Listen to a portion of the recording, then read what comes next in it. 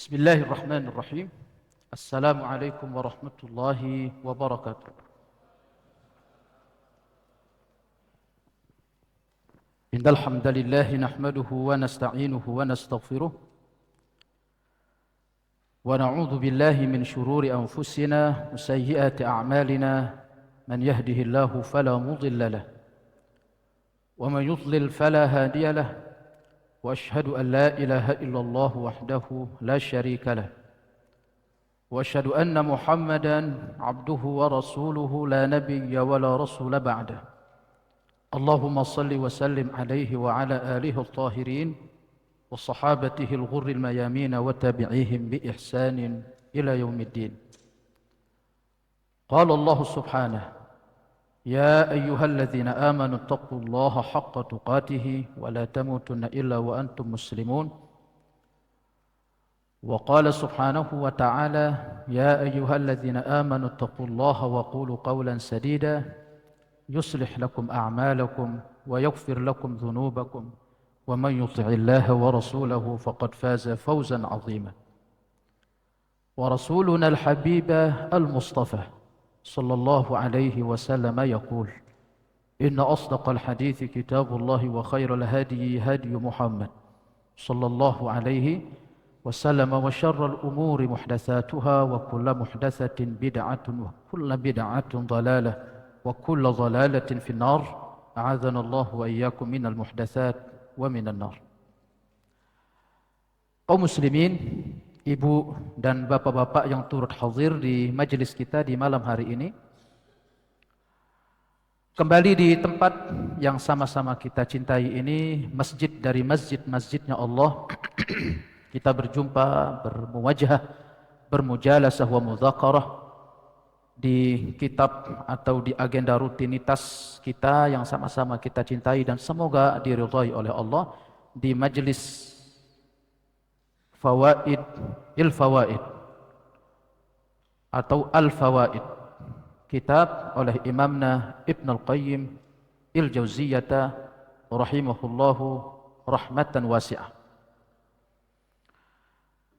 Setelah dari dua pertemuan pertama, ibu dan bapak-bapak saya, kita akan masuk pembahasan di malam hari ini di pembahasan yang ketiga. Kita akan masuk di pembahasan malam hari ini di pembahasan yang ketiga. Sepotong saja saya bacakan dari kitab, atau kita ambil apa yang bisa kita baca dari ucapan Imam Ibn Al-Qayyim Al-Jauziyah rahimahullahu ta'ala di bahasan kita malam hari ini. Qala al-muallifu rahimahullahu rahmatan wasi'atan fi qabrihi wa qaddasallahu ruhahu wa jasadah wa rafa'allahu qadrahu ila rafiqihi al-a'la wa amaddana wa nafa'ana bi'ulumihi fid darain amin ya rabbal alamin. Faslun min huquqit tauhidi. Faslun ay hadha faslun min huquqi at-tauhidi. Ini satu fasal yang menjelaskan tentang hak-hak tauhid.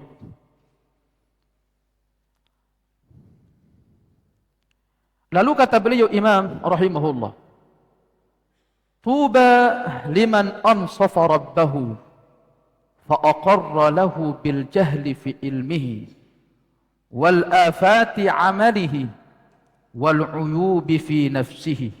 Yang punya kitab silakan disimak. والتفريط في حقه والظلم في معاملته فإن آخذه بذنوبه رأى عدله وإن لم يؤاخذه بما رأى فضله وإن عمل حسنة رآها في منته وصدقته عليه فإن قبلها فمنة وصدقة ثانية وإن ردها فلكون مثلها لا يصلح أن يواجه به وإن عمل سيئة رآها من takhallihi anhu wa khidlanihi lahu wa imsaki ismatihi anhu wa dhalika min adlihi fihi fayara fi dhalika faqarrahu ila rabbih wa zulmahu fi nafsihi fa in ghafaraha lahu fa bimahdhin ihsanihi wujudihi wa karamihi.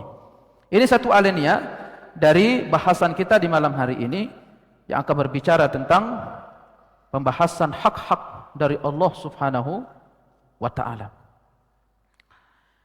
Ya akhi, bagi Allah itu ada hak atas hamba, dan juga bagi hamba itu ada hak atas Allah. Kama qala Sayyidina sallallahu alaihi wasallam fi hadithihi inda qawlihi li Mu'adz bin Jabal. Sebagaimana ketika Sayyidina bersabda kepada Mu'adz bin Jabal, apa kata Sayyidina? Ya Mu'adz, atadri ma haqqullahi 'alal 'ibad wa ma haqqul 'ibadi 'ala Allah. Wahai Mu'adz, tahu tidak engkau apa hak Allah atas hamba dan apa hak hamba atas Allah? Di sini juga ada sentuhan halus ya. Kenapa Sayyidina mendahulukan hak hamba atas Allah, baru kemudian hak Allah atas hamba? Dan ini sebuah dari hasil renung yang tinggi dari Imam Ibn Al-Qayyim, bahwa Allah akan mewujudkan dari hak hamba ketika hamba itu mewujudkan haknya siapa? Hak Allah. Nanti kita akan bertemu dengan kalimat-kalimat yang begitu dalam dari Imam Ibn Al-Qayyim, membawa kita kepada sanubari dari amalan itu, inti dari amal saleh yang kita lakukan. Kita dibawa tenggelam oleh beliau. Dan ana baca la ilaha illallah dari ucapan-ucapan Imam Ibn Al-Qayyim. Ini kalau kita catat ya dari poin-poin dari fawaidul fawaid, itu banyak sekali Bapak saya. Banyak sekali. Nanti kita sedikit demi sedikit kita urai. Bahwa bagi Allah itu ada hak atas hamba, dan bagi hamba ada hak atas Allah. Sayyidina pernah bertanya kepada Mu'adz bin Jabal, ya Mu'adz, tahukah engkau apa hak Allah atas hamba dan apa hak hamba atas Allah? Faqala lahu Mu'adz, Allah wa rasuluhu a'lam. Dari kata ini Bapak saya, kita bisa bercermin pada keadaan batin seorang sahabat itu. Pertama, para sahabat Rasulullah sallallahu alaihi wasallam menunjukkan tentang hirsan, tentang kesungguhan, tentang semangat di dalam apa? Belajar ilmu agama. Sebenarnya bisa saja dia menjawab, tetapi dia mengatakan apa? Allah wa rasuluhu a'lam. Karena tidak ada kenikmatan yang hakiki dirasakan oleh telinganya seorang sahabat itu ketika ia melihat bibirnya Rasulullah itu bergerak. Karena itu sesuatu yang paling manis dirasakan oleh siapa? Sahabat. Maka ya akhi, di antara ciri Ahlus Sunnah itu, dia itu kalau mendengarkan hadis Rasulullah, itu nikmat dia dengarkan. Kalau kita belum bisa merasakan kenikmatan ketika orang mengatakan qala Rasulullah, berarti itu belum cinta. Berarti itu belum termaktub cinta, rindu kepada siapa? Sayyidina sallallahu alaihi wasallam. Itu saya ingat Imam Al-Bukhari ketika beliau itu menyampaikan hadis, itu orang-orang itu berkata, zidna. Tambahkan untuk kami wahai Imam, tambahkan untuk kami. Semakin dibacakan qala Rasulullah, semakin apa? Semakin mereka itu seolah berada di samudra yang begitu luas. Satu teguk yang mereka minum itu tidak bisa menghilangkan dahaga. Itu keberadaan mereka di tengah apa? Di tengah samudra, lautan, sabda Rasulullah sallallahu alaihi wasallam. Saking nikmatnya Bapak saya mendengarkan ucapan Nabi itu, Allahu Akbar. Makanya bagaimana tidak dulu para sahabat itu selalu mengatakan apa? Qala li khalili, bersabda kepadaku kekasihku. Ya. Karena memang capaian mereka itu sampai seperti itu terhadap Sayyidina. Makanya tidak heran kalau orang-orang dahulu itu Bapak saya merasa terheran-heran ya terhadap sahabat Nabi, kok sampai ada orang secintanya sedemikian rupa. Makanya kalau ada orang mengatakan dirinya ahlus sunnah, tetapi ketika dibacakan atau ketika dibahaskan qala Rasulullah fahuwa fihi malal, dia itu malas, malas buat mendengar, malas buat hadir. Itu diragukan itu. Dari capaian dia untuk bisa menikmati apa? Qala Rasulullah sallallahu alaihi wasallam. Kemudian yang kedua, artinya ketika Sayyidina Mu'adz bin Jabal mengatakan apa? Allah wa rasuluhu a'lam. Menunjukkan tentang hirsan, tentang apa? Kesungguhan. Dan juga yang kedua, menunjukkan tentang kemuliaan atau kesempurnaan adab terhadap Sayyidina. Jadi cinta yang mereka interpretasi itu, cinta yang mereka tafsir dari Rasulullah sallallahu alaihi wasallam itu apa Bapak saya? Yaitu dia akan berhenti di mana Nabi Muhammad berhenti, dia akan bergerak sampai mana Nabi Muhammad bergerak, dia akan berucap dengan apa yang diucapkan oleh Nabi Muhammad, dan dia akan diam dari apa diamnya Nabi Muhammad. Itulah apa? Itulah cinta yang hakiki. Itulah cinta yang hakiki. Maka ketika turun ayat Bapak saya, qul in kuntum tuhibbunallaha fattabi'uni yuhibbukumullah wa yaghfir lakum dzunubakum. Ayat ini kata Imam Ibn Katsir rahimahullah, ayat ini itu seolah itu timbangan jiwa bagi setiap orang mukmin. Untuk sejauh mana dia mengukur kadar cintanya kepada Rasulullah. Qul in kuntum tuhibbunallaha fattabi'un. Untuk dia menakar kadar cintanya kepada Allah atau menakar cintanya kepada Rasulullah sallallahu alaihi wasallam. Makanya kata beliau, hadhil ayatul karimah. Ayat yang mulia ini kata beliau, hakimatun ala kullin man idda'a mahabbatallah. Ayat ini qul in kuntum tuhibbunallah adalah timbangan untuk setiap orang yang mengaku cinta kepada siapa? Kepada Allah. Walaysa huwa 'ala tariqatil Muhammadiyah. Sementara dia tidak berjalan di atas jalannya siapa? Tariqatnya Muhammad sallallahu alaihi wasallam. Makanya sunniyah itu bukan tidak punya tariqat. Tariqatnya sunniyah itu apa? Sunnah Nabi Muhammad sallallahu alaihi wasallam. Tariqat itu artinya jalan. Ya akhi, kita itu enggak pernah berdebat soal istilah. Mereka mengatakan dirinya punya tariqat. Kita punya tariqat. La ba'sa bihi. Itu enggak ada masalah ketika dia menamakan tariqat, kita juga tariqat. Tetapi tariqat yang bagaimana? Tariqatul Muhammadiyah. Itu tariqatnya siapa? Nabi Muhammad. Nabi Muhammad sallallahu alaihi wasallam. Kalau dia tidak berada di atas jalannya Nabi Muhammad, wa huwa kadzibun fi da'wah fi nafsil amr, kata Imam Ibn Katsir. Maka siapa yang tidak berada di atas jalannya Nabi Muhammad, maka dia itu pendusta. Di satu detik yang sama dia sudah berdusta. Dia mengatakan dirinya cinta kepada Allah, enggak, bohong. Sampai dia benar-benar memastikan langkah derap kakinya itu berada di bawah kakinya siapa? Rasulullah sallallahu alaihi wasallam. Itu orang yang disebut apa? Sebagaimana Sayyidina Rasulullah sallallahu alaihi wasallam yaqul, man amila amalan laisa alaihi amruna fahuwa rad. Kalau bahasa terjemah saya itu Bapak saya apa saya ingin katakan? Man amila amalan laisa alaihi amruna. Siapa yang melakukan satu amalan berbeda dengan amalan sang kekasih tercinta, Sayyidina Rasulullah. Makanya Bapak saya, orang itu kalau disebut cinta, dia harus menakar perbuatannya. Amalnya itu ditakar. Agar bagaimana benar-benar presisi dengan amalannya siapa? Rasulullah. Dia akan perhatikan waktunya dia melakukan.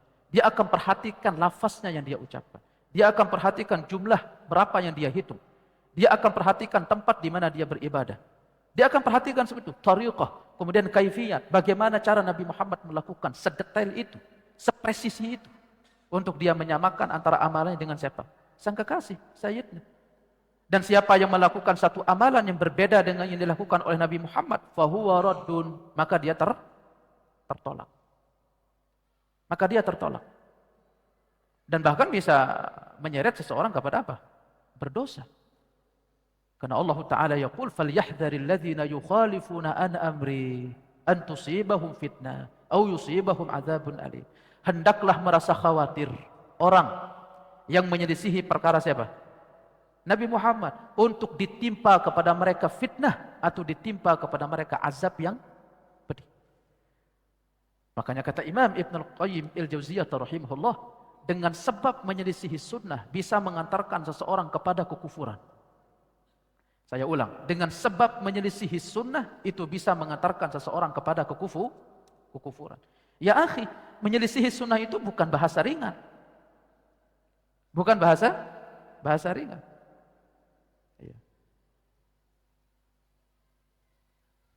Dengan sebab menyelisihi sunnah bisa menyeret seseorang kepada kekufuran. Maka hendaklah merasa khawatir orang yang menyelisihi perkara Muhammad untuk ditimpa kepada mereka fitnah dan ditimpa kepada mereka azab yang pedih. Kita belum masuk ini Bapak saya ya. Kita belum masuk. Bahwa bagi Allah itu ada hak atas hamba dan hamba itu ada hak atas siapa? Atas Allah. Nah, jadi ketika Sayyidina Mu'adz bin Jabal mengatakan Allah wa Rasuluhu a'lam, ada dua. Pertama, menunjukkan semangat para sahabat di dalam belajar ilmu agama. Dan satu petikan yang ingin saya katakan. Seorang sunni salafi itu, semakin dia berada di majelis qala Rasulullah, maka telinganya itu paling apa? Paling nikmat. Bahkan dia bisa merasakan kenyang di majelis itu. Yang tadinya mungkin dia datang dalam kondisi lapar, lupa dia lapar. Bagaimana rasa sakit perut ketika lapar? Karena kenapa? Karena terlalu nikmat ketika dibacakan apa? Qala Rasul sallallahu alaihi wasallam. Kemudian kedua, yaitu apa? Yaitu untuk menakar kadar cinta kepada Rasulullah. Ketika beliau mengatakan Allah wa rasuluhu a'lam. Artinya apa? Beliau itu tidak ingin melampaui dari apa yang dilampaui oleh Nabi Muhammad. Tidak ingin melampaui apa yang tidak dilampaui oleh Nabi Muhammad. Tidak ingin mengucapkan apa yang tidak diucapkan oleh Nabi Muhammad. Tidak ingin melakukan apa yang tidak dilakukan oleh Nabi Muhammad. Itulah yang kita maksud. Yaqifu haitsu yaqif. Atau waqafa haitsu waqaf. Dia itu berhenti di mana Nabi Muhammad berhenti. Kemudian kata Sayyidina Rasulullah, qala. Kemudian bahwa hak Allah atas hamba. Hak Allah atas hamba itu apa? An ta'budallaha wahdah la syarikalah. Yaitu apa? Engkau menyembah kepada Allah dan tidak mempersekutukannya. Wa haqqul ibadi 'ala Allah. Kemudian hak hamba atas Allah setelah ia penuhi hak itu apa? An alla yu'adzaba man la yusyriku bihi syai'ah. Allah tidak akan mengazab terhadap orang yang tidak menyekutukan Allah. Maka seluruh aspek tauhid dalam arti tidak menduakan Allah atau tidak menyekutukan Allah, itu anak-anak saya dan bapak saya yang hadir itu harus dipenuhi seluruhnya. Jadi selalu saya katakan bahwa dalam arti syirik itu bukan hanya sekedar menyembah atau bukan hanya sekedar memanggil atau menyeru selain Allah, tetapi itu menduakan Allah dalam seluruh aspek. Itu kita harus tinggalkan agar kita sampai kepada capaian inti dari apa? Tauhid. Wa alla yu'adziba man la yusyrika bihi syai'an. Dan Allah tidak akan mengazab siapa yang tidak menyekutukannya. Baik. Artinya min huquqi tauhid, yaitu di antara hak-hak tauhid. Kita ingat Bapak saya di pembahasan sebelumnya. Yaitu ketika bahwa ketaatan kepada Allah itu apa? Apa kita katakan kemarin?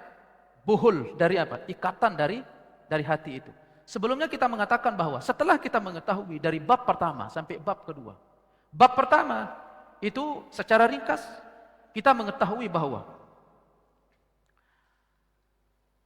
damainya hati, tenangnya hati, tentramnya hati, itu bisa terwujud atau bisa didapatkan ketika hati itu dihadapkan kepada, ketika hati itu dipautkan kepada, ketika hati itu dihubungkan kepada satu zat, Allah Subhanahu wa ta'ala. Jadi kita mengenal bahwasanya pokok dari kebahagiaan itu ketika hati itu diarahkan untuk melihat siapa? Allah. Ini kita dibawa menyelam oleh Imam Ibn Al-Qayyim. Nanti juga kita akan berbicara tentang apa? Yaitu berbicara tentang hukum-hukum, yaitu hukum-hukum yang terkait dengan peribadatan atau penyembahan diri kepada Allah, dan hukum-hukum yang terkait dengan apa? Musibah. Ya akhi, manusia itu dia tidak terlepas kecuali dari dua perkara. Dia tidak terlepas kecuali dari dua perkara. Semua orang itu pasti terkena dengan dua perkara. Yaitu apa? Kewajiban. Kemudian kedua apa? Musibah. Maka kita butuh satu konsep yang pasti tentang ini, agar kita bagaimana bisa menghadapi beratnya dari apa? Beban dari perintah-perintah Allah. Kemudian apa? Beratnya beban ketika ditindih dengan apa? Musibah. Beban-beban itu akan semakin terasa ringan ketika seseorang itu semakin bisa untuk memfokuskan wajahnya itu menghadap kepada Allah. Bapak saya mohon maaf ya, ini agak fokus kita karena bahasa Imam Ibnul Qayyim itu agak cukup sulit saya bahasakan. Karena kita tidak punya kosakata terlalu lengkap ya untuk menerjemah keinginan yang disampaikan oleh Imam. Ya, karena ini bahasa qalbu dari Imam Ibnul Qayyim Al-Jauziyah rahimahullahu ta'ala. Saya ulang bahwa pokok dari kenikmatan hati itu, ketentraman jiwa itu, dan damainya qalbu itu, ketika hati itu dikumpulkan, menghadap kepada satu zat. Dikumpulkan, disambungkan, dipautkan, dihadapkan kepada satu-satunya zat. Yaitu siapa? Allah subhanahu wa ta'ala. Sebagaimana yang pernah kita katakan sebelumnya bahwa maka amalan-amalan hati berupa mahabbah. Apa mahabbah? Cinta. Al-khauf, takut. Raja, harap. Khasyah, takut. Taib, itu hendaknya tidak diberikan kepada zat lain kecuali kepada satu zat, Allah subhanahu wa ta'ala. Kenapa? Karena hati itu tidak boleh mencintai zat kecuali hanya satu zat. Tidak boleh mencintai zat kecuali satu zat. Ya Ustadz, saya mencintai istri. Tidak boleh antum mencintai zat istri, itu enggak boleh. Kita mencintai istri itu karena Allah. Itu baru boleh. Tapi kalau antum atau antunna cinta kepada suami semata-mata karena zatnya yang tampan, yang gagah, yang tinggi, yang kaya, haram. Tidak boleh di dalam hati itu terkumpul dua zat. Makanya kalaupun kita cinta kepada makhluk, maka cinta kita itu karena Allah. Ya, cinta kita karena Allah subhanahu wa ta'ala. Ini anak agak harus sedikit fokus ini, maaf. Karena kadang kemana-kemana. Ya. Sebagaimana sabda Rasulullah sallallahu alaihi wasallam ketika beliau mengatakan salasun man kunna fihi wajad halawatal iman. Ada 3 perkara. Kalau itu terdapat di hati seorang hamba, maka dia akan bisa mengecap manisnya apa? Iman. Yang pertama, an yakunallah wa rasulah ahabba ilaihi mimma siwahuma. Hendaknya Allah dan Rasulnya itu menjadi apa? Menjadi prioritas utama dalam cinta, melebihi cinta kepada selain keduanya. Wa an yakunal mar wa an yuhibbal mar'ah, dan hendaknya dia mencintai seseorang la yuhibbuhu illa lillah. Hendaknya dia tidak mencintainya kecuali mencintainya karena Allah. Wa an yakraha an ya'uda ilal kufri kama yakrah an yuqdhafa fin nar. Dan dia benci untuk dilempar ke neraka sebagaimana dia benci untuk kembali kepada kekufuran sebagaimana ia benci dilempar kepada neraka. Kalau 3 perkara ini hadir di dalam hati seseorang, maka dia bisa merasakan manisnya iman. Taib. Nah, jadi cinta kita kepada makhluk itu hendaknya didasari karena Allah. Ya. Jadi tidak semata-mata karena zatnya. Tidak semata-mata karena zatnya. Saya ulang, apa tadi saya katakan? Pokok dari ketentraman jiwa itu ketika ia dihadapkan kepada satu zat. Ya. Maka amalan-amalan hati berupa cinta, berupa khasyah, berupa khauf dan roja, maka tidak diberikan kecuali kepada satu zat. Karena apa? Karena berpulangnya seluruh perkara itu berpulangnya kepada satu zat. Saya ulang, berpulangnya seluruh perkara itu berpulangnya kepada satu zat. Maka cinta itu tidak boleh berhenti kecuali di satu zat, yaitu Allah. Tidak boleh terhenti. Misalkan kita cinta kepada harta atau cinta kepada anak, enggak boleh terhenti di situ. Dia boleh berhenti cinta itu kepulangannya kemana? Ke satu zat. Allah Subhanahu wa ta'ala. Taib. Maka dari dari simpul-simpul yang kemarin kita dapatkan dari ucapan-ucapan Imam Ibnul Qayyim Al-Jauziyah rahimahullah, maka apa kata Imam? Maka hendaknya keinginan, kehendak, kemudian harapan. Taib, ketika ia ditujukan hanya kepada Allah, maka dia akan tenang. Maka dia tidak akan kecewa. Tetapi ketika akhir pulang dari cinta dan harapan, ketika akhir perpulangan dari kehendak dan keinginan itu kepada selain Allah, maka dia akan menuai penyesalan. Dan dia pasti akan kecewa. Dia pasti akan kecewa. Ini sebenarnya sebenarnya terjemah atau translate atau sebenarnya tafsir batin dari siapa? Imam Ibnul Qayyim terhadap ayat Qul huwallahu ahad. Katakanlah dialah Allah yang Maha Esa. Artinya apa? Ketika ucapan itu disimpul menjadi satu, hanya dihadapkan kepada siapa? Allah. Allahus Samad. Allah lah tempat bersandar. Tayyib, lam yalid walam yulad. Ini terjemah dari dari hasil renungan yang begitu tinggi dari Imam terhadap ayat-ayat akidah, ayat-ayat tauhid. Tayyib, maka siapa yang ingin tenang, maka hendaknya harapan dan apapun dari amalan hati itu hanya dihadapkan kepada Allah, dan bila dia diberikan kepada selain Allah, maka dia pasti kecewa. Nah, itulah yang kita simpul berikan kemarin, bahwa di hati itu hanya ada satu zat, tidak boleh berbilang. Yaitu apa? Dua zat. Karena itu tadi Bapak saya agak fokus ya. Kenapa? Karena sumber dari kelalaian hati, sumber dari capeknya jiwa, sumber dari masalah kekacauan yang dirasakan oleh jiwa. Karena di dalam hati tersebut terkumpul banyak perkara yang dia inginkan. Ketika hati itu difokuskan pada satu perkara, dia akan merasa tenang. Tetapi ketika hati itu dia fokus pada dua perkara saja, itu cukup untuk menjadikan hati itu letih di dalam berpikir. Baik, ya, kita ambil contoh misalkan saja antara kita milih A atau B. Mulai kita bingung kan? Apalagi yang mungkin muda-muda mau menikah misalkan. Oh, dihadapkan sama dua perempuan, yang ini cantik, yang ini kaya, tetapi kurang cantik. Mulai bingung itu. Sekiranya hati itu dimantapkan untuk mengatakan si B, kira-kira bingung nggak? Nah, itu yang kadang-kadang orang itu bikin dia jadi apa? Lama jadi menikah. Nah, yang menjadikan dia lama menikah. Karena hatinya itu disibukkan dengan terlalu banyak zat di dalam jiwanya. Kalau sekiranya yang ada di dalam jiwanya itu hanya satu zat, Allah Subhanahu wa ta'ala, dia menikah karena Allah. Maka betapapun dan bagaimanapun dia menikah itu hanya untuk menyempurnakan setengah agama, bukan untuk mencari kepuasan. Saya catat, dia menikah untuk menyempurnakan agama, bukan untuk mencari kepuasan. Zat itu mau punah, mau meninggal, mau menghilang, ditinggalkan, itu enggak penting bagi dia. Karena yang penting bagi dia itu menyempurnakan setengah agama. Nah, jadinya itu, kalau ini sampai makom ini ibu-ibu, Allahu Akbar.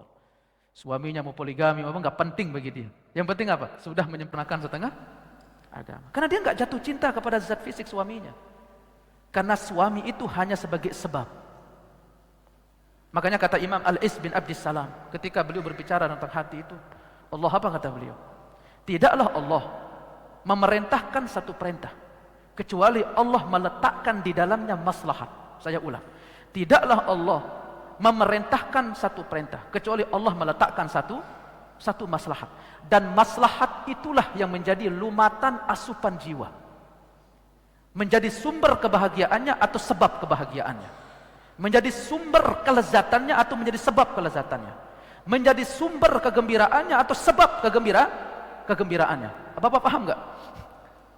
Tapi ini agak fokus kita. Karena kita berbicara tentang apa? Bahasa hati seseorang. Bahwa Allah Taala tidak memerintahkan Allah tidak memerintahkan satu perintah kecuali pasti ada maslahat. Ketika orang itu fokus dengan maslahat itu, itulah lumatan jiwa. Ya saya rasa apapun perintah dari Allah, sesuatu yang mungkin makar bagi orang ya, yaitu apa? Benci bagi orang atau tidak suka bagi orang.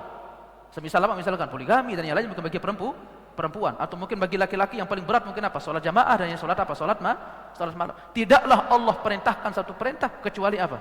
Kecuali Allah akan meletakkan di situ maslahat. Dan maslahat itulah lumatan apa? Jiwa. Sebab dari kegembiraan atau apa namanya? Pokok dari kegembiraan atau sebab kegembiraannya. Taib. Sama seperti menikah. Taib. Pokok kenikmatannya adalah syariat menikah dan sebab dari pernikahan itu apa? Kenikmatan hati, ketenangan. Itulah yang Allah sebutkan, wa min ayatihi an khalaqakum. Ya, tayyib. Dan di antara tanda-tanda kekuasaan Allah menciptakan kalian apa? Tayyib, berpasang-pasangan. Ya. Tayyib. Ada laki, ada perempuan. Kemudian ada pernikahan, litaskunu ilaiha wa ja'ala bainakum mawaddatan wa rahmah. Litaskunu ilaiha, untuk menjadikan kalian itu tenang kepadanya. Wa ja'ala bainakum mawaddatan wa rahmah, dan Allah menjadikan antara kalian itu mawaddah, cinta, wa rahmah, dan sayang. Dan saya gak ingin panjang di sini ya, nanti agak terlalu panjang. Artinya bahwa tidaklah Allah memerintahkan satu perintah kecuali ada maslahat, dan itulah lumatan dari apa? Itulah kelezatan yang dirasakan oleh jiwa. Taib.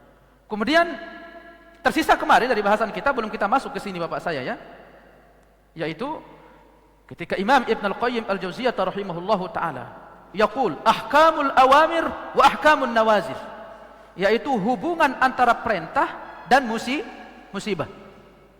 Karena orang kan sering dihadapkan dengan dua perkara ini, hubungan antara perintah dan apa? Musibah. Sering orang banyak menyangka bahwa ketika dia terlalu sibuk dengan perintah, dia akan hilang dari kesempatan-kesempatan keuntungan. Tayyib, bismillah. Sering orang menyangka bahwa ketika seseorang itu menyibukkan diri dengan apa? Nilai-nilai ketaatan, itu akan menghalangi dia dari apa? Dari kesempatan untuk meraih keuntungan. Itulah yang menjadikan orang ketika dia bertemu dua perkara, antara keuntungan duniawi dengan perintah Allah, kadang-kadang orang mendahulukan ini dulu dan menjatuhkan ini dulu. Karena memang nilai atau daya tingkat keyakinannya itu apa? Melemah. Maaf Ustaz, sibuk dulu ya. Ini anak nggak nyindir ya. Ini contoh. Ya kalau masalah standarnya itu boleh atau tidak? Boleh. Kita nggak mengharapkan. Misalkan antum, Ustaz, anak izin dulu ngaji ya. Anak ada rapat di kantor. Ya kalau bagi Ustaz mungkin, waduh, dia dahulukan rapat di kantor daripada apa? Ngaji. Ya itu standarnya boleh. Jadi saya nggak sedang menyindir. Jadi orang itu sering dihadapkan dengan apa namanya? Dengan sebuah pilihan yang agak sulit bagi dia. Ketika dia apa namanya? Berbenturan dua perkara, antara nilai duniawi dengan nilai ukhrawi. Dan banyak orang menjatuhkan nilai ukhrawi karena sering menyangka bahwasanya itu sebab untuk apa? Menterlambatkan dirinya untuk meraih keuntungan. Ya banyak contoh lah masalah ini bapak saya ya. Orang yang mungkin takut mungkin kelinnya lari, akhirnya mungkin karena tadi sedang azan Allahu Akbar, malu untuk dia mengatakan kepada kelinnya misalkan apa? Maaf Pak, sudah azan, kita sholat dulu. Karena mungkin dia melihat bahwa ini kesempatan besar untuk mendapatkan apa? Keuntungan. Tetapi orang yang jiwanya itu hidup, insya Allah dia tidak akan sampai ke tingkat itu. Karena selalu yang akan menjadi pertimbangannya siapa? Allah Subhanahu wa ta'ala. Hubungan antara apa? Antara perintah dengan musibah. Nah inilah yang disebutkan oleh Imam Ibn Al-Qayyim Al-Jauziyah rahimahullah di pertemuan kita sebelumnya apa saja? Annal qalba la yastaqirru wa la yutma'innu wa la yaskunu illa bil wusuli ilaihi. Bahwasanya hati itu tidak akan tenang, tidak akan tentram, tidak akan damai kecuali dengan menyambungkan hati tersebut kepada siapa? Kepada Allah. Atau maaf, ahkamul awamir wa ahkamun nawazil. Al-abdu, apa kata Imam Ibn Al-Qayyim? Daiman mutaqallib. Seorang hamba itu senantiasa berada baina ahkamil awamiri wa ahkamin nawazili. Antara hubungan dirinya dengan perintah-perintah atau dengan apa? Musibah. Fahuwa muhtajun bal mustar. Kita ini sangat butuh, Bapak saya. Kita agak fokus ya. Kita ini sangat butuh terhadap apa? Ilal auni indal awamir. Pertama, kita butuh kepada pertolongan Allah untuk menghadapi diri dengan apa? Perintah atau musibah? Saya tanya sekarang. Al-aun, pertolongan dari Allah. Ini alat kita minta kepada Allah pertolongan untuk menghadapi diri, menghadapi di antara dua perkara. Pertolongan Allah ini kita alamatkan kemana? Ke perintah atau ke musibah? Musibah.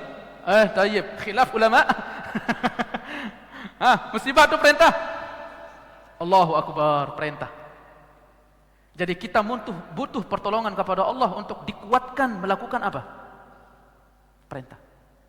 Karena ketika kita bisa melakukan perintah, wallahu khalaqakum wa ma ta'malun. Allah lah yang mencipta kalian dan mencipta perbuatan kalian. Artinya ketika kita menemukan diri kita dalam ketaatan, berarti Allah lah yang mencipta ketaatan itu. Allah lah yang memberikan kita kekuatan untuk melakukan kebaikan. Makanya kata Imam Ibn Taimiyah rahimahullah, apa kata beliau? Tanda-tanda orang itu dicintai oleh Allah. Dia dimudahkan untuk beristighfar dan bertaubat. Tanda-tanda orang dicintai oleh Allah, dimudahkan untuk melakukan kebaikan. Datang ke majelis mudah, ringan gitu. Besok ada kajian, oh alhamdulillah. Enggak ngedumel-gedumel gitu loh. Iya. Enggak ngedumel-gedumel. Iya. Jadi dia kalau besok ada majelis di sini, dia berangkat. Dan dulu bapak saya, kita pernah mungkin mengalami atau pernah berada di fase ini. Tidak pernah berpikir tentang bensin motor, tidak pernah berpikir tentang letihnya ketika kita berhenti dari kerjaan. Ketika dikabarkan oleh kawan, ada majelisnya Ustaz Badrul Salam misalkan di mana? Di sini, berangkat. Ya enggak bapak saya? Dan enggak pernah kita berpikir tentang capek. Itu sebenarnya kalau kita masuk ke dalam alam renung sebenarnya, itu sebenarnya praktek-praktek hakiki dari apa yang kita pelajari selama ini. Kalau kita ingin kembali ke alam itu, coba kita kembali untuk apa? Menata kelola jiwa kita. Masalahnya kita sekarang agak kurang ingin belajar kembali menata kelola hati. Akhirnya kita datang ngaji kering, tidak ngaji pun lebih kering. Saya ulang, datang ngaji kering, tidak ngaji lebih kering. Dia pulang ngaji, apa ya? Kering gitu, nggak ada kepuasan. Karena memang dia tidak mau belajar. Tayyib, apa kata Imam Ibn Taimiyah rahimahullah? Di antara ciri-ciri orang dicintai oleh Allah, dia itu dimudahkan untuk apa? Melakukan kebaikan. Itulah maksud dari firman Allah di dalam surah Al-A'la, wa nuyassiruka lil yusra. Kami akan memudahkan kepadamu wahai Muhammad kemudahan-kemudahan.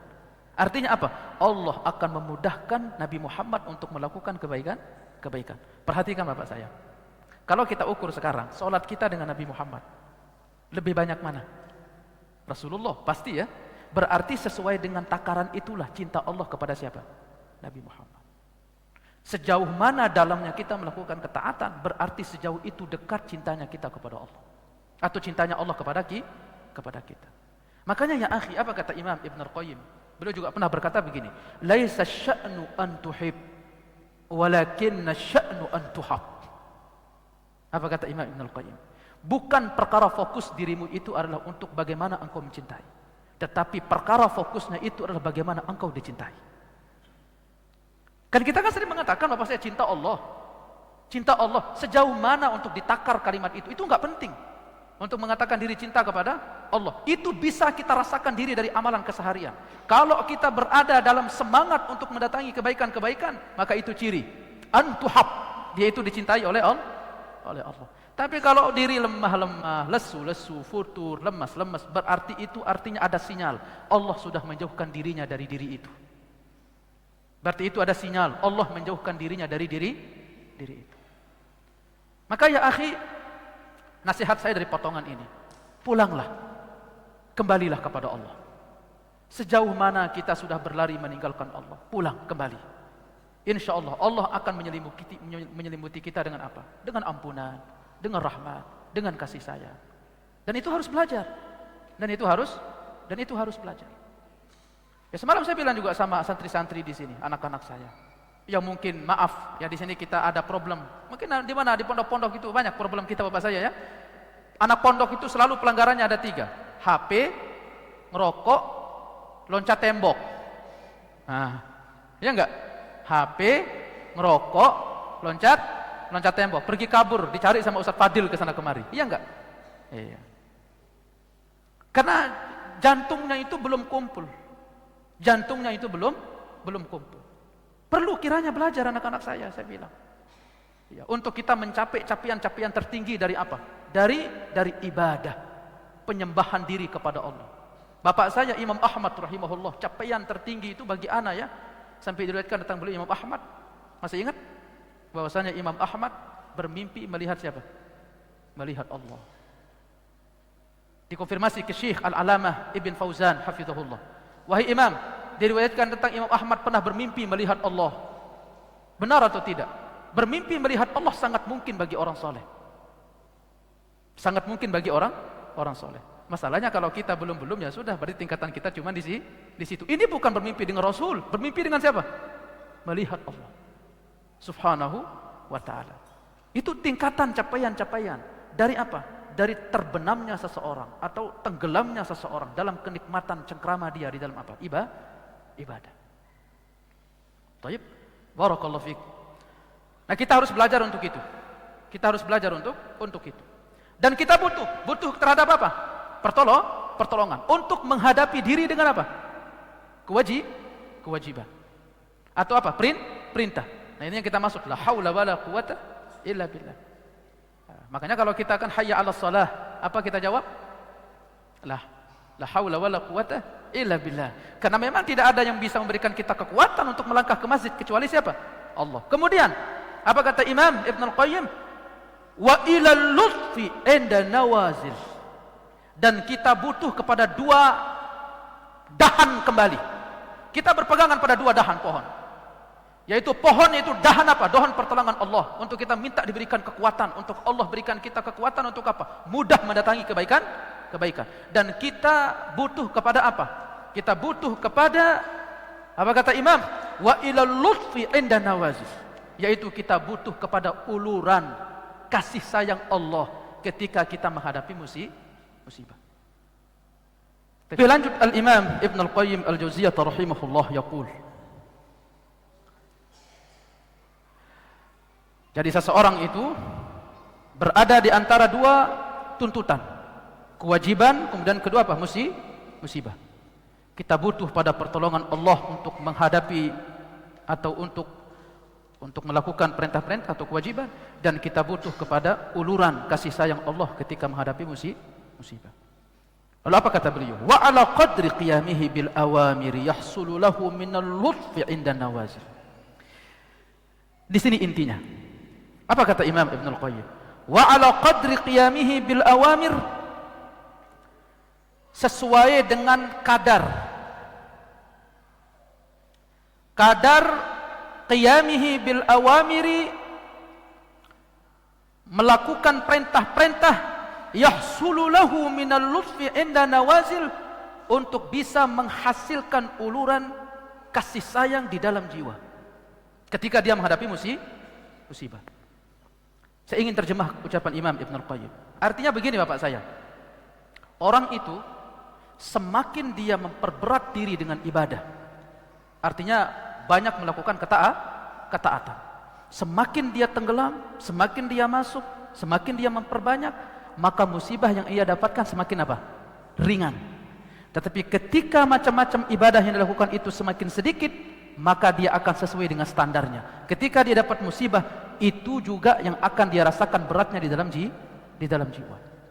Dalam artian apa? Siapa yang ingin ringan untuk menghadapi ketika dia berhadapan dengan musibah, dia semakin harus belajar untuk mendekatkan diri kepada Allah dengan banyak ketaatan. Mau puasa sunnah, taib, atau ibadah-ibadah diri ya. Sebagaimana dulu Imam Al-Iz bin Abdi Salam mengatakan bahwasanya hati itu dia berada di antara dua perkara, yaitu amalan terbatas dan amalan yang memberikan pengaruh. Amalan terbatas seperti sholat malam, seperti puasa.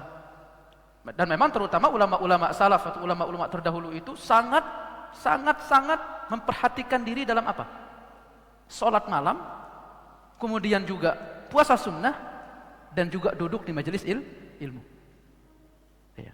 Karena mereka paham bahwa di antara jalan untuk mencapai yang disebutkan di dalam hadis, yaitu apa? Ketika hamba-hamba itu dia menyibukkan diri dengan sunnah-sunnah Nabi Muhammad sampai aku mencintai dirinya. Kata siapa? Kata Allah. Artinya orang untuk mencapai tingkat kewalian itu bukan dengan perkara wajib. Tentu semua kita wali dari wali-wali Allah. Tetapi tingkatan paling tinggi itu bisa dicapai dengan apa? Amalan-amalan sunnah. Orang itu semakin dia memperberat pikulan diri dengan ibadah, maka dia akan semakin ringan ketika menghadapi musibah. Tetapi ketika dia ringan pikulan di dalam ibadah, apalagi wajib-wajibnya lupa, apalagi wajib-wajibnya kurang, wudunya entah hata-berata, mungkin wudunya mau sempurna atau tidak. Begitu juga begitu masuk ke dalam sholat, dia juga nggak perhatikan takbiratul ihramnya itu sempurna atau tidak. Karena banyak kita perhatikan orang masuk, orang lagi ruku, Allahu Akbar langsung ruku. La ya akhi, Allahu Akbar itu 2 kali. Allahu Akbar itu dua kali. Allahu Akbar untuk takbiratul ihram, berdiri tegak. Kemudian Allahu Akbar apa? Untuk ruku. Nah, sering kita saksikan seperti itu. Jadi ketika seseorang itu lemah atau kurang, apalagi meninggalkan, yang tidak sholat, yang meninggalkan sholat wajib, tidak puasa, maka jangan salahkan ketika jiwa itu tidak mampu untuk apa? Untuk memikul beban apa? Dari musibah. Tetapi ketika seseorang itu semakin dekat dirinya dengan Allah, dengan banyak amalan, maka musibah itu akan semakin ringan di dalam jiwa. Ini konsep diberikan oleh Imam Ibn Al-Qayyim. Ini konsep diberikan oleh seorang pejuang. Makanya itulah kenapa Imam Ibn Al-Qayyim itu nyawanya itu murah. Nyawanya itu murah untuk nilai perjuangan menegakkan agama Allah Subhanahu wa taala. Kemudian kata beliau, فَإِنْ كَمَّلَ الْقِيَامَ بِالْأَوَامِرِ ظَاهِرًا وَبَاطِنًا نَالَهُ اللَّطْفُ ظَاهِرًا وَبَاطِنًا. Apa kata Imam Ibn Al-Qayyim? Kalau dia menyempurnakan diri dalam melakukan perintah-perintah, baik secara zahir, batinnya juga sadar. Apa kata Imam? نَالَهُ اللَّطْفُ ظَاهِرًا وَبَاطِنًا. Dia akan memperoleh uluran kasih sayang itu juga sempurna, zahir maupun batin.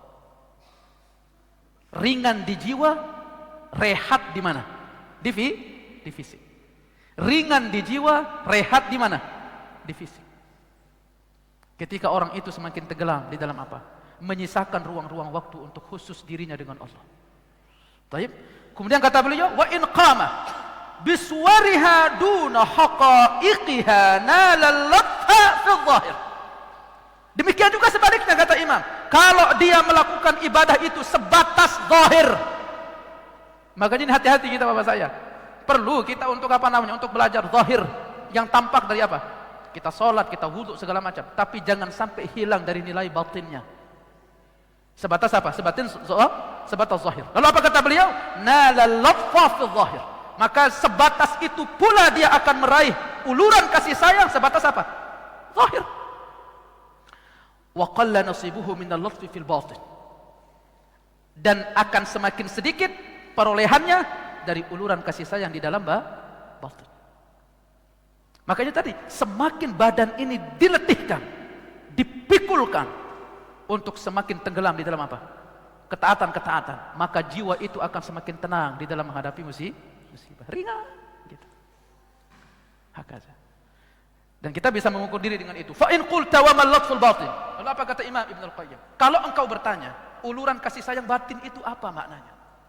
Nah, kita juga belum paham ini artinya. Uluran kasih sayang batin. Apa kata Imam Ibn Al-Qayyim? Fa huwa ma yahsulu lil qalbi 'inda nawazil minas sakinati wa tuma'ninah. Yang kita maksud dengan uluran kasih sayang di dalam batin itu apa? Yaitu apa yang diperoleh oleh hati ketika menghadapi musibah berupa apa? Berupa ketenangan dan berupa kedamaian. Jadi enggak menggerutu-menggerutu. Wa zawalil khalqi wal ittirabi wal jaza'i, dan akan menjadi lenyap. Lenyap apa? Kegundahan, kegelisahan, keluh kesah. Fayastakhzi baina yaday sayyidi dhalilan lahu mustakinan nadhiran ilaihi biqalbihi. maka dia akan menyungkurkan diri di antara, atau dia akan menyungkurkan diri di hadapan Rabbnya Allah dengan apa? Dalilan lahu taskinah. Dengan apa? Dengan tenang, dengan penuh perendahan diri. Dan kuncinya di situ Bapak saya. Semakin orang itu merendah, semakin orang itu merasa hina, maka dia akan mendapatkan nilai-nilai tadi. Saya kasih contoh Bapak saya. Saya minum dulu ya, afwan. Bismillah. Taib. Pernah tidak Bapak berdiri berdampingan, samping, dengan yang mungkin kita pakai baju bisa biasa, taib, dengan baju ala kadarnya, berdampingan dengan di sisi orang yang apa? Bajunya pakai dasi, bajunya pakai apa? Pakai jas, pakai sepatu pendopel, pakai kacamata hitam. Iya tidak? Kita sering merasa apa? Hina. Kita sering merasa apa? Merasa hina. Keterhinaan diri, siapa yang harus disalahkan? Apakah diri yang miskin tidak mampu untuk berpacu dengan dia? Ataukah kita akan menyalahkan dia, kenapa dia pakai baju yang bagus, akhirnya diri merasa apa? Hina. Saya ajak Bapak berpikir, sekarang saya tanya, ketika kita merasa hina, merasa rendah diri, ya Allah, saya itu kita itu minder gitu ya. Ketika di hadapan kita tuh, di samping kita ada orang berpakaian bagus, sementara kita mungkin dumel-dumel, kucel. Tayyib. Apalagi mungkin jarang nyetrika, kusut baju. Tayyib. Kemudian kita merasa apa? Minder. Sekarang yang saya akan tanya, yang disalahkan itu siapa? Menyalahkan diri karena miskin, atau menyalahkan orang itu yang pakai apa? Baju kan. Tayyib. Menyalahkan diri. Cakep. Ya. Dan itu salah satu contoh yang bisa mengantarkan kita kepada makna itu. Orang ketika dia fokus dengan uluran kasih sayang Allah Subhanahu wa taala, hati itu difokuskan menghadap kepada Allah. Betapapun musibah yang dia hadapi, dia akan balikkan kepada dirinya. Dia tidak akan kembalikan kepada siapa? Kepada Allah. Dia tidak ada waktu untuk menyalahkan Allah. Dia tidak punya waktu untuk menyalahkan Allah. Dia akan menyalahkan dirinya sendiri dan menyempurnakan siapa? Allah Subhanahu wa taala. Itu kalau orang sudah sampai ke tingkat khullah. Orang kalau sudah sampai ke tingkat apa? Yaitu hubungan antara mencintai dan dicintai. Baik. Lalu apa kata Imam Ibn Al-Qayyim? Yaitu yang didapatkan atau diperoleh di dalam hati berupa apa? Berupa ketenangan diri dan kedamaian jiwa. Hilangnya keluh kesah, kemudian kegundahan, kegelisahan. Lalu dia menyungkurkan diri di hadapan Allah dengan penuh merasa apa? Hina, menghadapkan hatinya atau melihat Allah dengan kalbunya, sakinan ilaihi biruhihi wa sirrihi. Dia itu menghadap kepada Allah dengan segenap jiwanya. Dan ini kuncinya, itu apa? Menghinakan diri. Karena orang itu, ketika Imam Sayyidina Abdullah bin Zubair, ketika beliau berkata bahwa ada 4 ciri orang itu bertakwa. Ada 4 ciri orang itu bertakwa. Orang itu bisa dikenal dengan 4 ciri tersebut, dan orang juga bisa mengenal dirinya apakah bertakwa atau tidak dengan 4 ciri. Pertama kata beliau, sabron indal bala, yaitu bersabar ketika dia dihantam dengan hantaman pertama oleh apa? Musibah. Dia bersabar. Ya kalau misalkan, kalau kita kan umumnya kalau kita dihantam sama musibah, paling enggak ucapan kita apa Bapak saya? Astagfirullah. Bagus. Subhanallah. Bagus. Ya bagus, tapi kalau kita masih kasih koma di situ jadi enggak bagus. Astagfirullah, salah saya apa? Ya Allah, sampai saya apa? Sampai saya diuji seperti ini. Seolah-olah dia tidak menyalahkan dirinya, yang dia salahkan siapa? Allah. Astagfirullahnya bagus ketika dia dapat musibah. Hilang misalkan motornya. Dengan tatapan mata yang kosong. Tayyib. Apalagi kalau mulut sambil terbuka, nganga gitu kan. Udah pasrah kehidupan, begitu hilang apa? Motor. Kemudian dia mengatakan, astagfirullah. Apa salah saya sampai diuji seperti ini? Kalau astagfirullahnya masih bagus. Apalagi subhanallah. Subhanallah, padahal sudah saya begini, sholatnya begini, ibadahnya begini, sedekahnya, kok masih diuji sama siapa? Sama Allah. Tapi orang kalau mengucapkan, ketika dia dihantam oleh hantaman pertama, dia pejamkan matanya. Kemudian dia mengatakan, alhamdulillahi ala kulli hal. Segala puji bagi Allah atas setiap kondisi. Setelah itu dia tenang. Nah ini ciri-ciri orangnya apa? Bertakwa. Dan kita sulit Bapak saya. Ucapan ini mudah kita ucapkan, tapi apa? Sulit. Ya saya dan kita. Ya, bukan yang ngomong aja yang nggak sulit, bukan. Saya dan kita. Anak itu pernah hilang motor bapak saya. Pernah hilang motor itu, ya Allah. Berat. Kalau kita ceramah gini mah enak ngomong. Ngomel-ngomelin orang enak. Tapi begitu kita diuji oleh Allah, motor hilang. Ya Allah, saya ini ustadz, udah ceramah kemana-mana. Apa lagi saya pakai buat ceramah kan gitu kan? Iya. Nggak bisa untuk langsung diam untuk ketika dihadapi dengan musibah itu nggak bisa. Kemudian apa kata beliau? Sabran indal bala. Bersabar ketika ditimpa dengan musibah.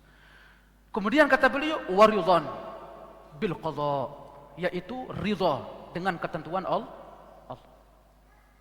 Ya, mau pas-pasan, mau banyak ridha. Mau sedikit, mau banyak apa? Ridha.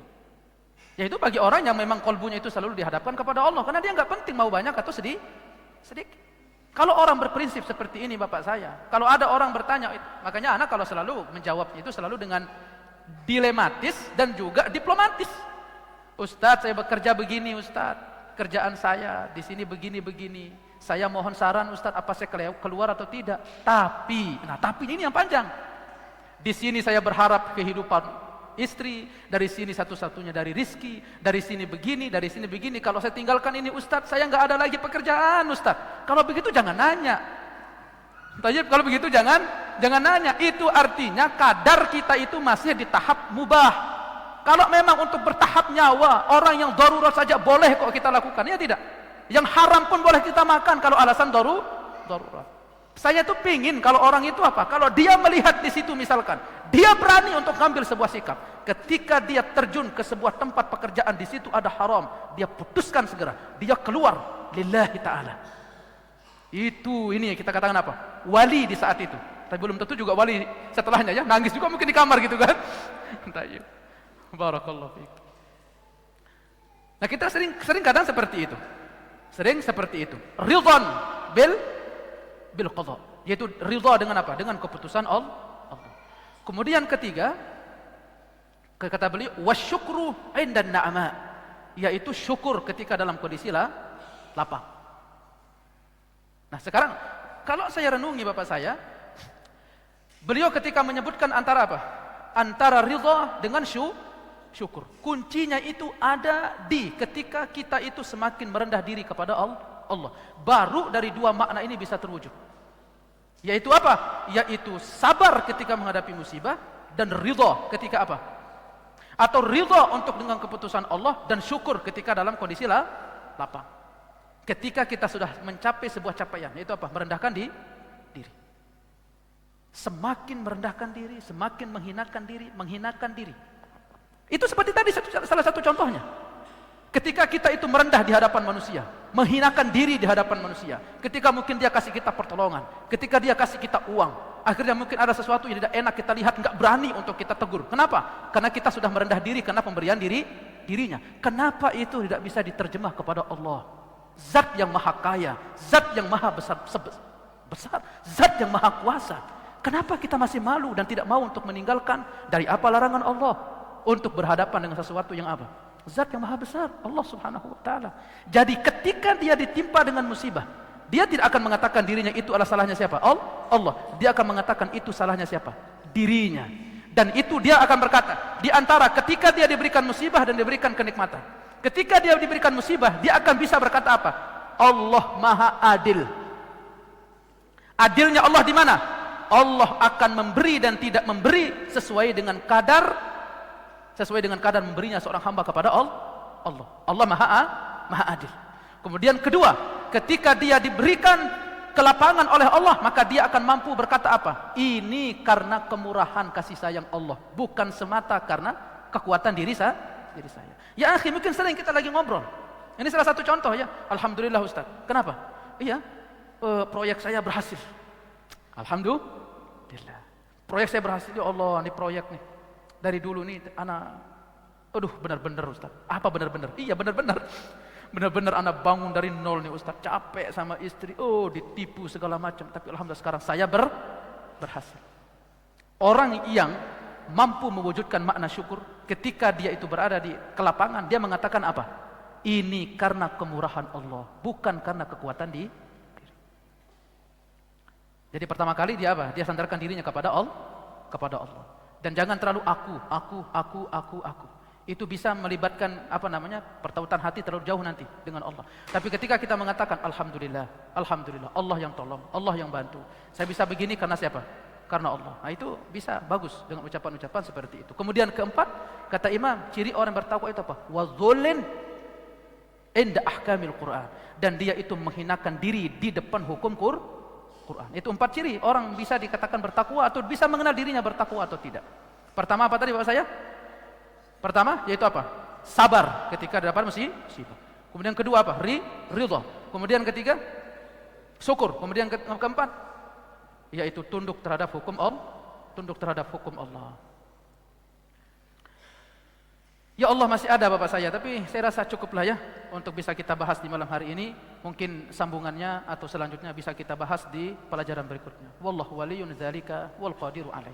Karena tidak ada pertanyaan yang masuk, saya cukupkan sampai di sini. Yang hadir semoga terus diberikan kesehatan, diberikan al-afiat, dan semoga kita bisa berjumpa kembali di pelajaran berikutnya. Wallahu waliyun dzalika wal qadiru alaih. Subhanakallahumma bihamdika asyhadu an la ilaha illa anta astaghfiruka wa atubu ilaik. Assalamualaikum warahmatullahi wabarakatuh.